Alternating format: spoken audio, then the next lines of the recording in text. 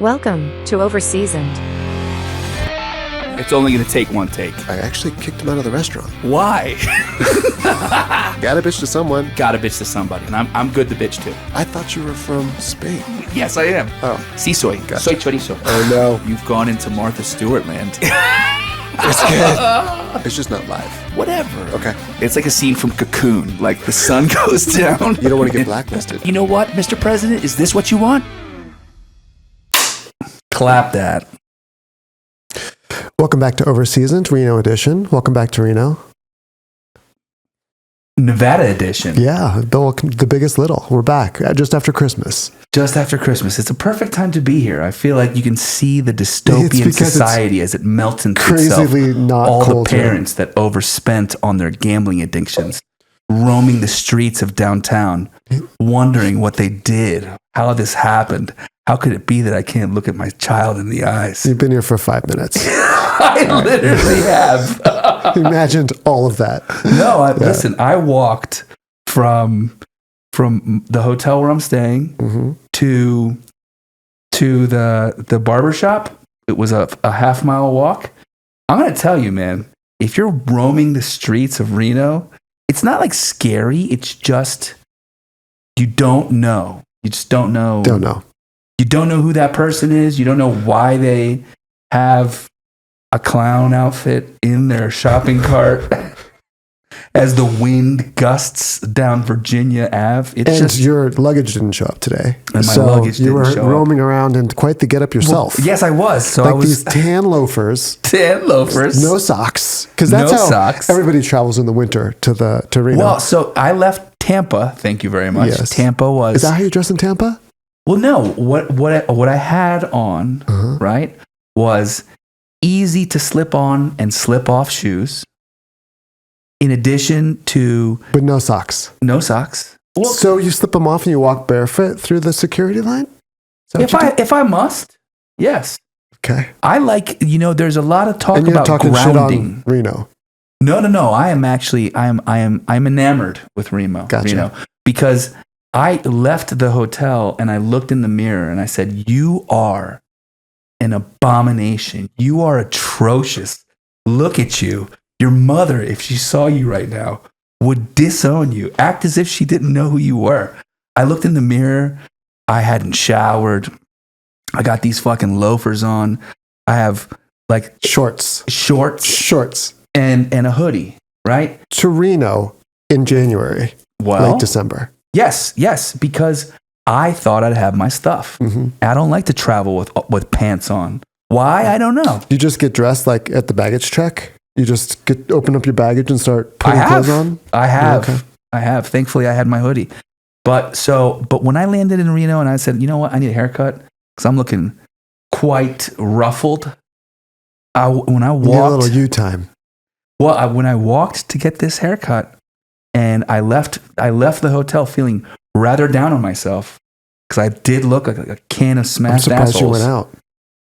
When I started seeing the wildlife in Reno, I was like, you know what? I fit right in. Yeah, welcome back. This feels good. This feels real good. I'm like, how is that lady still alive? She is. I think I saw her walking she was crossing the street the same time, the same place the last time I was here. That's the Matrix, dude. So you had Christmas in Florida. I had Christmas in Florida. And you cooked? I cooked. What'd you cook? It was a big deal, this dinner. Was it? These holidays are blending together. Thanksgiving, Christmas. So I promised to cook for my Guyanese girlfriend's family. Wow. Which is Indian. Can be. Can be. So I think it's predominantly, so Guyana is in South America. It is on the Caribbean. It is a highly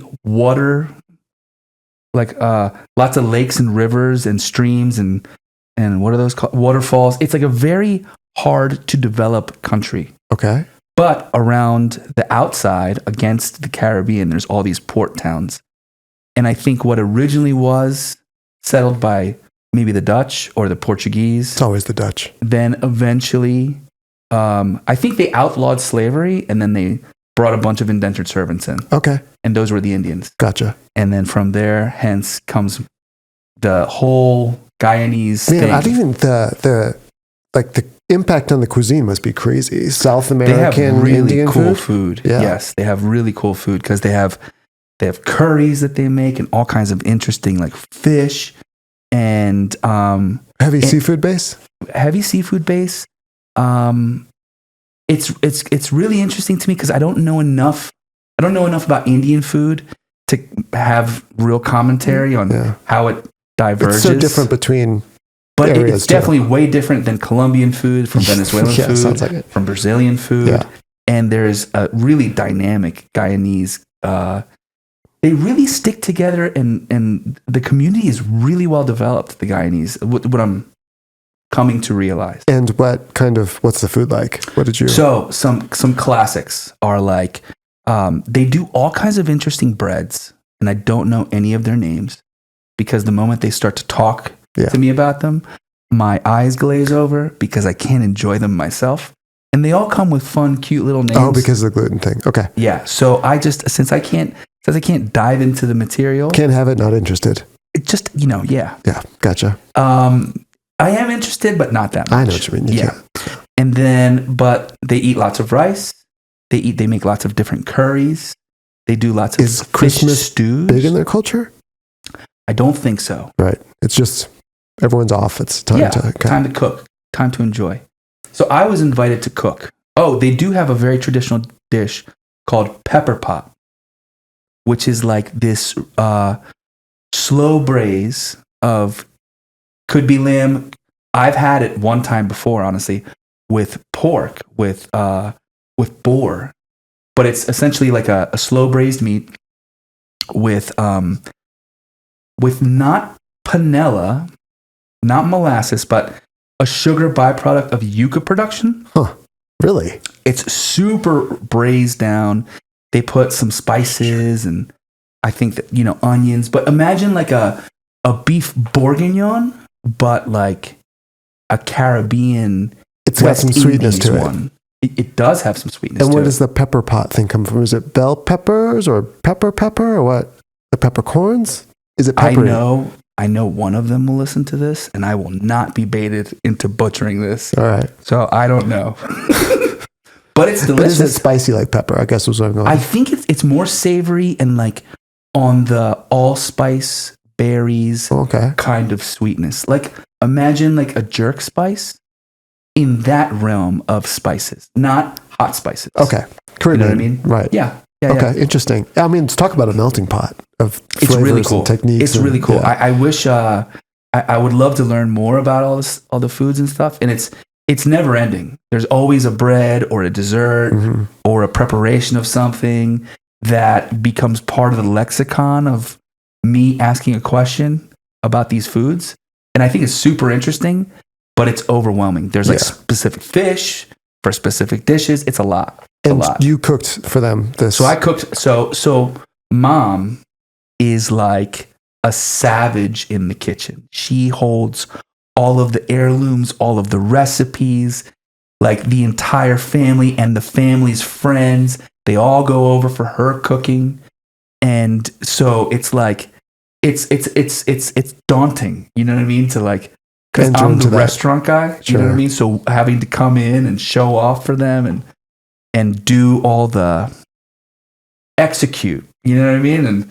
And so they don't eat beef. They don't eat. Did that like a Hindu thing? Yeah. Okay. They don't eat beef. So we went with lamb. So I did the full stop lamb showdown. And although the cook temp was not my preferred cook temp, I did my most impressive feat in all of this is executing a weld, because they prefer no pink in their meats. I executed, in my esteemed opinion, the perfect well done, which I don't know if you've ever heard anyone say that out loud. Say more. Tell me more. Well, you get well done anywhere in the United States, maybe in the world. You know, they just like kill it. Yes, Right. it's just like fucking make that thing Right. never breathe a sigh Right. again. You know what I mean? So it was my goal to make it a juicy well done, which I executed. And there was a leg. It was no. So I was gonna get a leg. Okay, so I went to Alpine, the place of turducken fame. They're a good butcher shop, and I called up and I said, "Hey, I would really like some lamb for the holiday." And they said, "We're all out of shoulders." All right, so what do you have?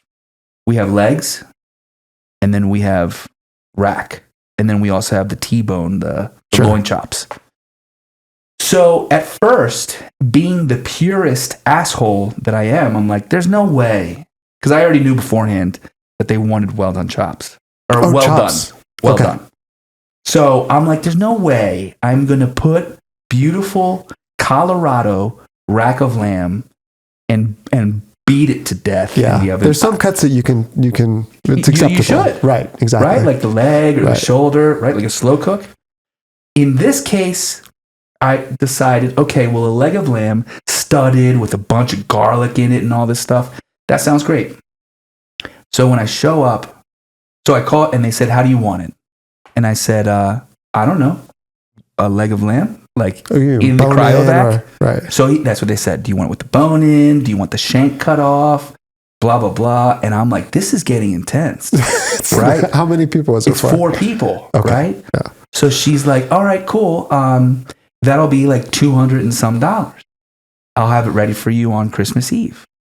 And I'm like, $200 and some What did you get? Did you get bone in or bone Well, out? so I show up and they showed me this fucking leg. It was like 18 pounds. I had no idea. It's like mutton. Well, so the New Zealand lamb is a different species or race or whatever than the, what do you call it? Like there's the Filipino version and the German version. Sure. So the Colorado lamb is big old dudes, Uh-huh. right?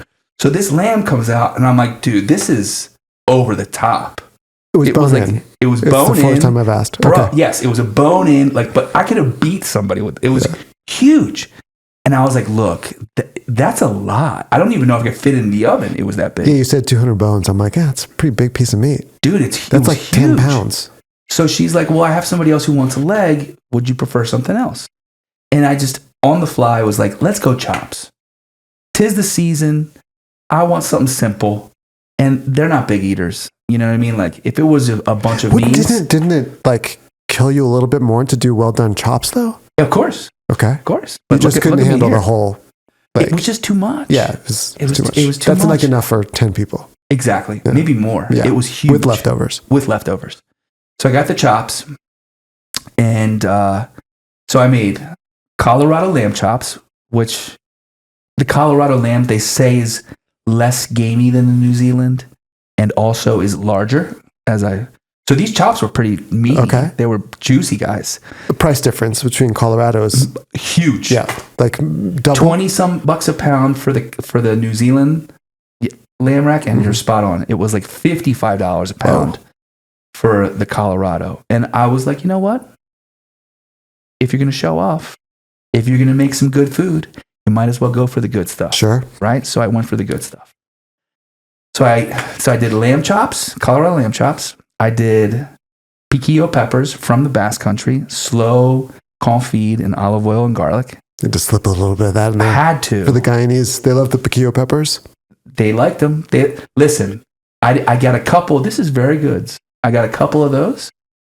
But the moment I saw Dad pick up like the spent lamb chop bone That's and when you know. start gnawing it, and then the mom picked up the lamb chop bone from her daughter, did one of these guys, trying to make it seem like nobody was looking, and then started.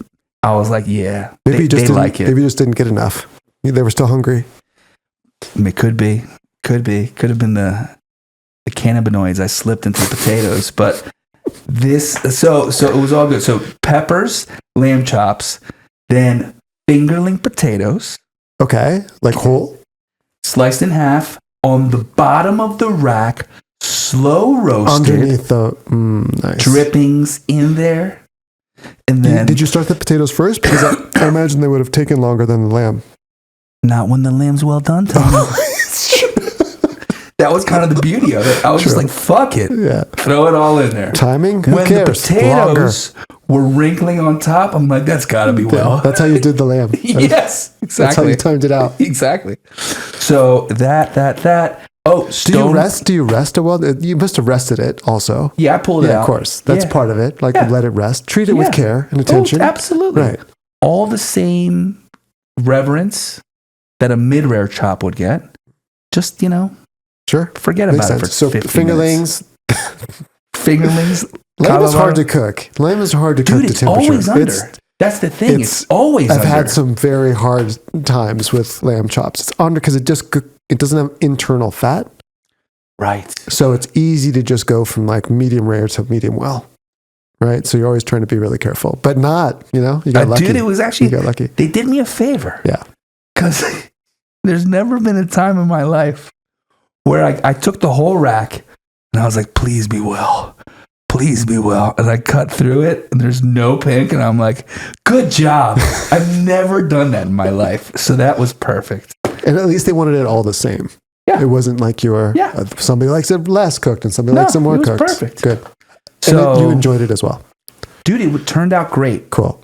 And part of the reason was the cooking process, which we can get into down the road. Sure. But I was going to mention, and mushrooms. Really good buttons and shiitakes cooked down with red wine and chicken stock. Couldn't use ye old beef stock. Okay. Bunch of fresh herbs. And that was great too. That's great. It's almost like a sauce for it in a way. Yeah. That's exactly what it turned out. Right. Yeah. So it was good. So I did a prime rib, a 10-pounder. I was feeling very nervous about it. Tell me why you were nervous. Dude, cooking something at temperature in a kitchen you're not used to, it's a process. In a restaurant, it's like, okay, every Friday we do this. At this time, this happens. At this time, never know. You know exactly what you're getting. You know exactly what part of the oven gets hot. All that. You get the same product every time. It's not like, here's a box of food, go for it. And let me ask you a question. As a chef, if you were to completely royally fuck up the cook, do you feel like there is an extra level of judgment against you? Sure. I would have fuck it up which way? Like, let's say you severely overcooked it. Yeah. Do you overcooking? feel like, you can kind of get away with. What do you with do? the crab. Just sauce it? What happens? How do you cover that one? It's a tough one. I don't know. You just have to kind of I've overcooked a steak before for a dinner party, and it's embarrassing. You know, when somebody gets up from the table and grabs something from the fridge, like some sauce or condiment of some sort, and then they just quietly sit back down and start slathering it on the beef, like, Yeah. But again, you were in a situation where I hadn't cooked there before, or rarely cooked there. I was cooking in a grill that was like on the side of the house, so I was like running back and forth.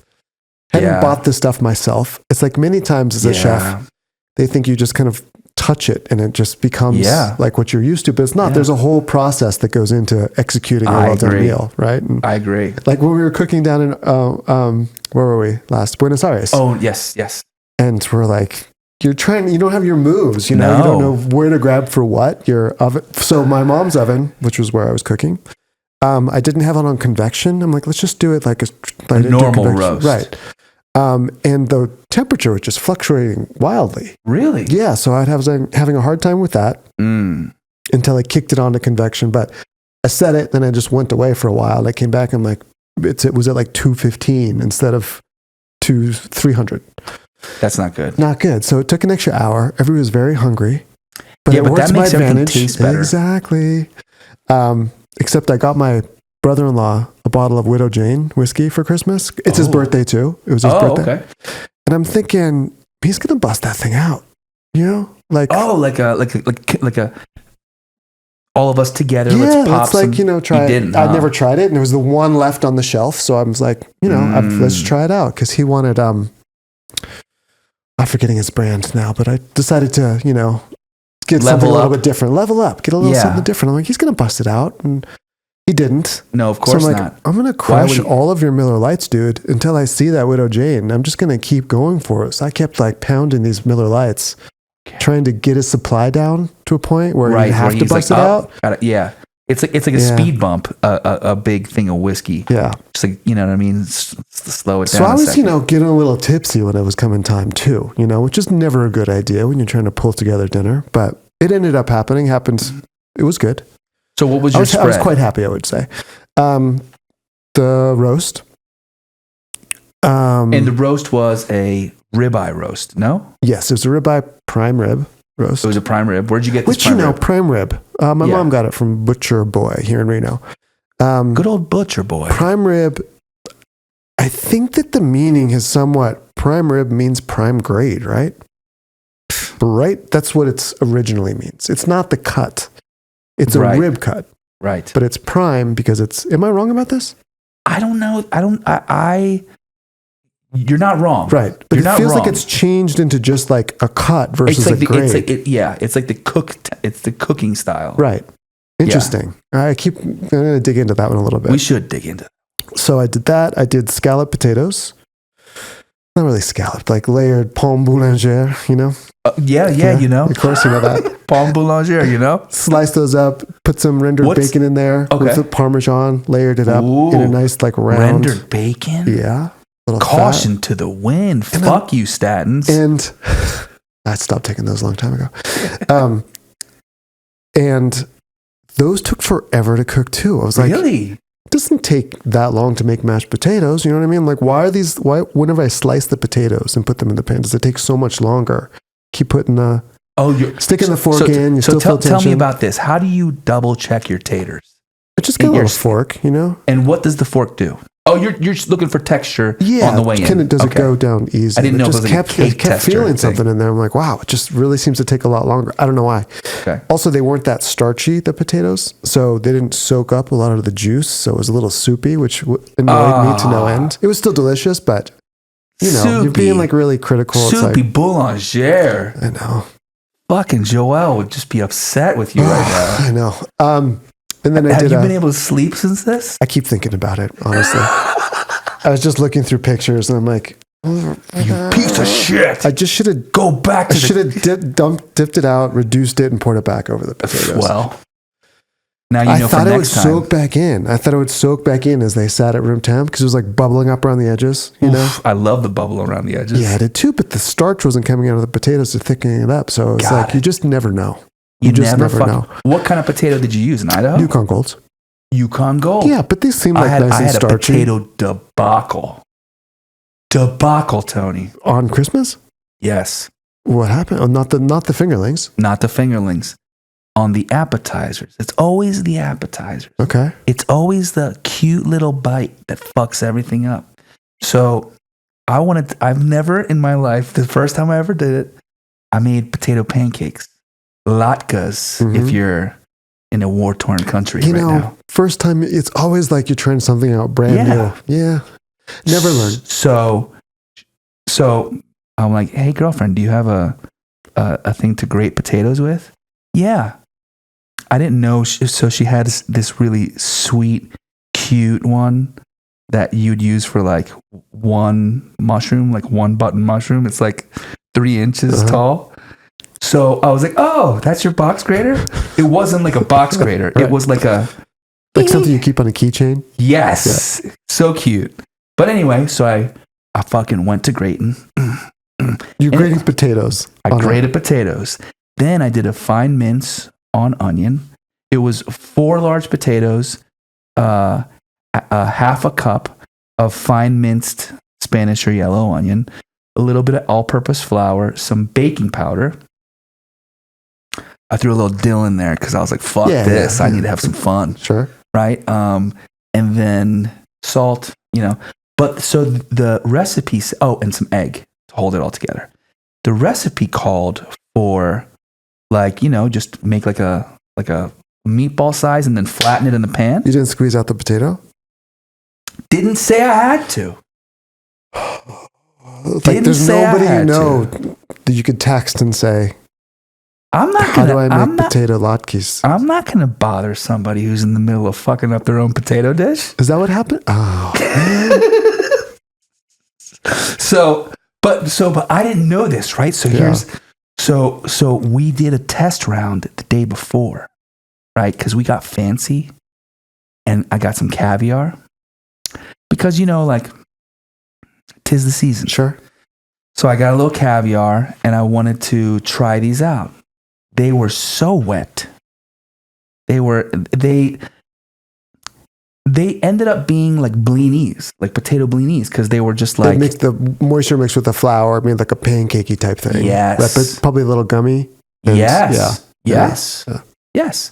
So The next day, after like, the first, that works so well. Let's do it all over again. so what happened? Here's what we did. So I have all this hard worked potato. Wait. Yeah, You did this the day before Christmas Yes. Eve. yeah, because I wanted to have these with caviar Okay. to start, and I figured if they turned out good, What was this like in nighttime? yes. Oh, so you couldn't go out and buy another grater at this point. No, Yeah. no. And look, why solve the problem when you can suffer through it Sure. and then complain about it on a podcast? Makes sense. So I created all these potatoes, and they were sitting there, and I'm like, you know what? She had a great idea. She goes, why don't we just throw all this? It was wet. It was soupy. And Let's- starting to turn colors. And I didn't. That was another part that I wasn't prepared for. I did not know that potatoes oxidized so quickly. Yeah. So we threw it all into like a colander, and then we made blinis, which were also a pain in the fucking balls. They are such a pain in the ass. Did you make the crepe style ones or the tiny pancake ones? We made. Because sometimes they call blini like big, like crepes. Oh, I see. So we found this recipe. Looked right. It looked like an angry Russian woman built the recipe, Mhm. and I'm like, this is tried and true, right? Dude, what we ended up making, they were good. I'm not complaining. Yeah. Cutie, I'm not complaining. I'm just saying they ended up being more like biscuits. They were not wet enough. They did not have enough moisture.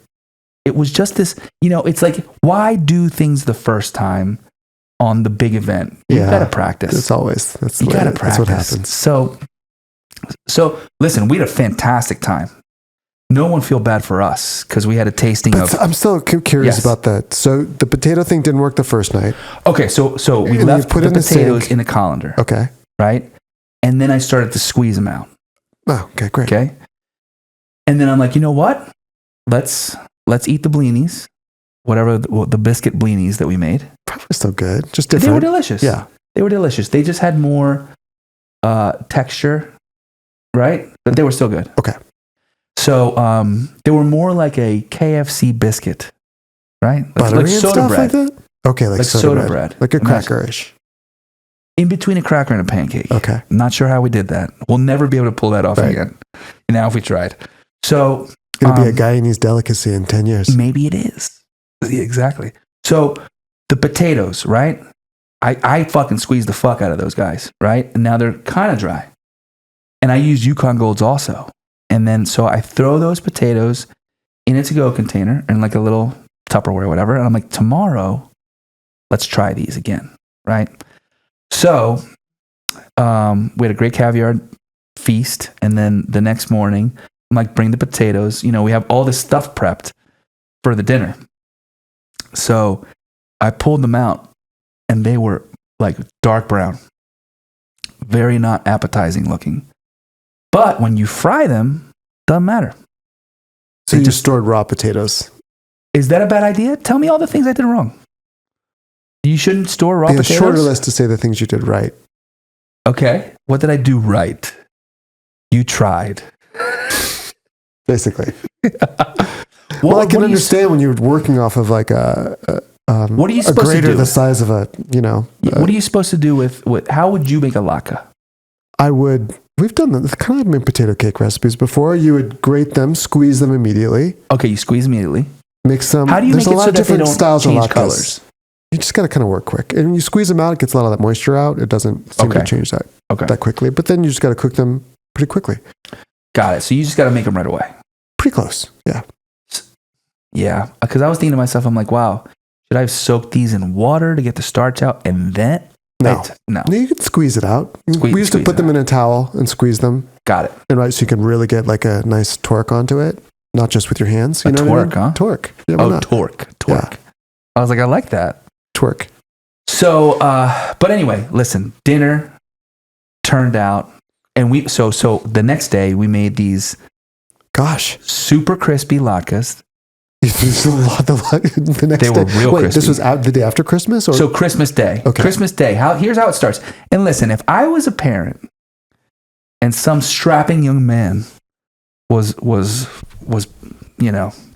in the kitchen, pounding away, I would be like, wow, are we starting with caviar? So, but it turns out nobody likes caviar.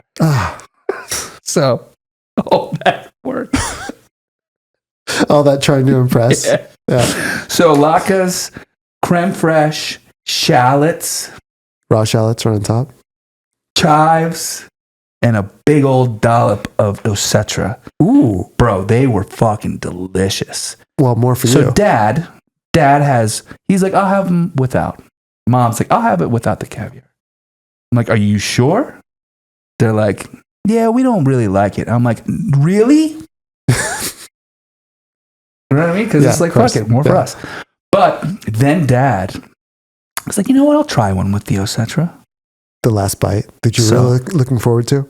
Well, no. So we got hooked up at Samuel's and Sons. Okay, Samuel's, and you got a Cetra from Samuel's Sons. How much did you get? I got a lot. I got like 8 ounces. Oh my gosh! I know. All right. Yeah. So, dude, like this, boom on his last bite, and he throws it in the old gullet. Yeah, and dude, he's like, this is delicious. I gave him a high five. I was like, that was the last one, pal. Good job. But he liked it. He liked it a lot. But yeah, so ultimately though. What'd you do for dessert? So for dessert, Mom made creme caramels. Oh. She loves to cook. Nod to your Spanish roots. You know what? It was so sweet. She goes, yeah, we heard that you really can't eat gluten, so we made creme caramel. I'm like, you are a sweet lady. That's nice. I made bread pudding, so you weren't invited. I know. To my house. That's fine. So what else did I do? I did the prime rib. I did the potatoes. They were good, just being they a were little picky. Solid, They were fine. Any appies? Any cheese? No, just like some olives and stuff like that. My mom made bread. I was going to ask. She made bread, and I made a compound butter with a bunch of herbs from the garden. Oh. And shallots and roasted garlic. That so there sounds was good. like a herb bread with herb butter with fresh baked bread, which Did was nice. lovage make it into the compound butter? No, there wasn't. What's up with that? Well, that was supposed to be with dinner, but dinner took so long that the bread ended up becoming the appetizer. Understood. With some radishes and stuff like that. Did you use some of your mom's patented Leakwood Gold? Leek oil? No, I did not. I almost made it with popcorn last night, but we opted for coconut oil. But okay, so then I made this. It was like, there's all this roasty stuff. We were going to do a big bunch of roasted vegetables, but then I decided to do just a raw vegetable, like salad. So we did shaved Brussels sprouts, fennel. She got this box of farmy stuff. Okay, got it. Fennel, apples, Brussels sprouts, shaved. What else? Just like a mess of vegetables. Yeah. Apples. Okay, nice. And some arugula from the garden. Ooh, nice. So we did like that nice raw, crunchy vegetable salad. What kind of dressing did you throw? It was like a white balsamic vinaigrette that she made. Your mom made the dressing? Yeah, we were. I don't usually use white balsamic, but yeah, I don't know why. It's kind of I like. Let me start by saying I like white balsamic. I have some, but I just rarely ever grab it. It's not really balsamic. What is it? The fact that balsamic vinegar, right, is it aged Modena vinegar in barrels, right? In barrels, and it's the whole idea of balsamic is that it's supposed to be thick and syrupy. Reduced. It's thick and syrupy, but it's not dark. Right. I'm gonna have to look into that. I'm not really sure. Yeah, let's do a little sleuthing. So what else did I do? Is there something else? Photo of it. It was so long ago. Yeah, like 48 hours. I made like, okay. I made, we had horseradish because it was prime rib, of course. Okay, so horseradish, what, cream sauce? No, we had straight horseradish. And then I did my straight horseradish, you fucking barbarian. Some people like that stuff. I'd like it too. I like it too, but Jesus. Well, we had 2 tubs of horseradish. Okay. That we got from the butcher shop. Just enough to get by? You guys are fucking monsters. And then I used almost one of them in that cranberry horseradish relish that I make. You've been pulling this one out. It's a good holiday thing. I really like it. Raw cranberries, red onion, pulsed. When you say raw, oh, you pulse it. Okay. Pulsed in a food processor. Okay. With some sugar and sour cream, horseradish and sour cream. Interesting. It's really good. I love it. With horseradish. Yes. So it's like tangy and sour. Yeah, it's great. Wow. And it's good on sandwiches the next day. It's good as a condiment for it. It's great. Got it. And then I did a dried cherry chocolate chip bread pudding. My goodness. You know, for a chef, for a savory chef, to make a dessert, it means you really love dessert. your family. It's not like a bakey dessert. When was the last time you made a dessert? It's stuffing, but with sugar. I'm not saying it's not. Just saying, when was the last time you knew a chef that spent any amount of time on the last course? It's like once the meat hits I'd rather the not, table, honestly, but but you love your family. I feel like it's it's part of seeing the meal as a whole too. It like seemed to fit with the whole thing. Not pie. I don't know. I wanted something a little bit heftier. How did it turn out? It was great. Any sauce or anything with it? I did a caramel sauce with it. Oh, and I soaked the cherries in rum sauce. Rum sauce, but rum. And I put a little rum in the caramel sauce that went over the top. So I left the bread pudding not too sweet. On purpose. Purposefully so. The cherries were a little bit tart, but then with the chocolate, it's one of those things that worked as a whole, but not every little piece separately. Didn't work separately. Right. And then just ice cream. Yeah.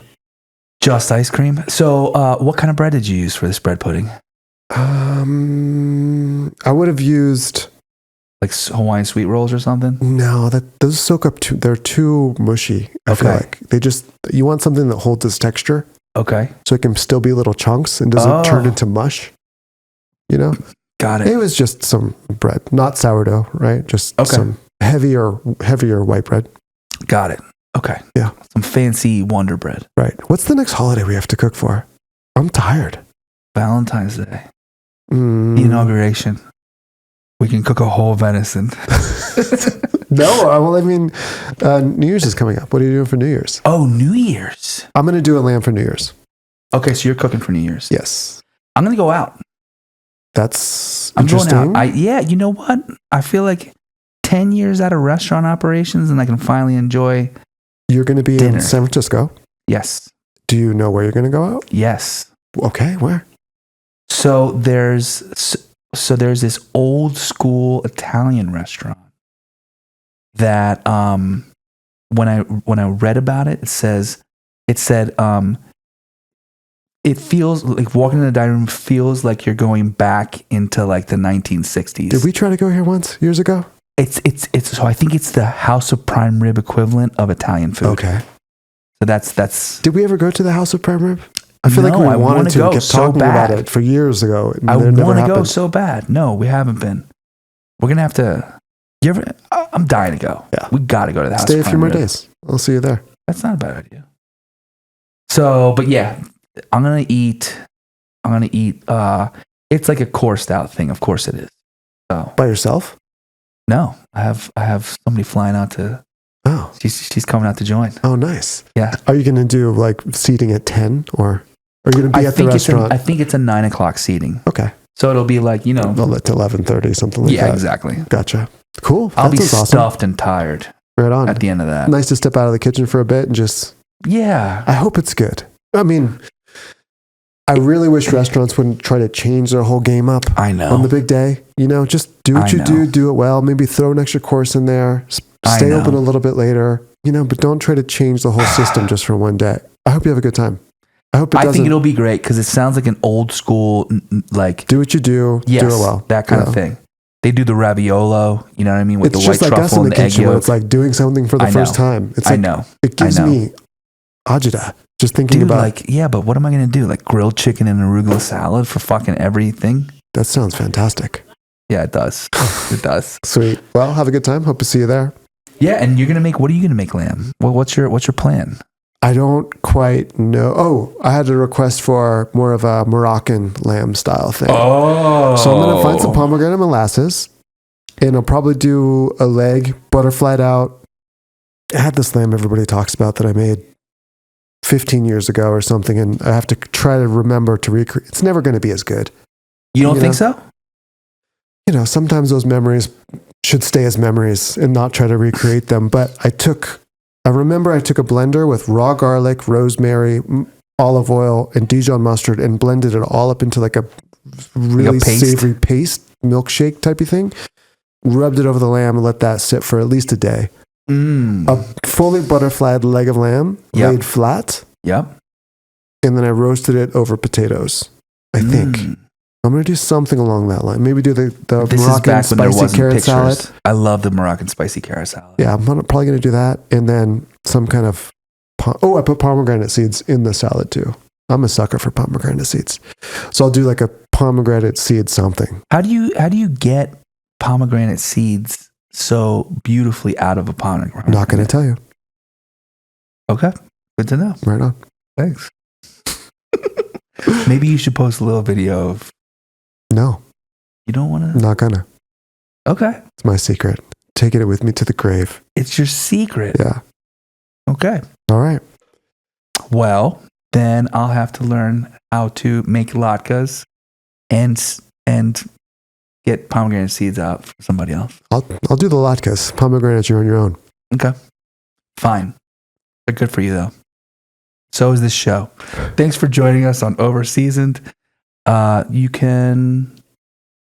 I was just saying. OverSeasoned podcast was brought to you by Over Easy Office, outsourced bookkeeping solution.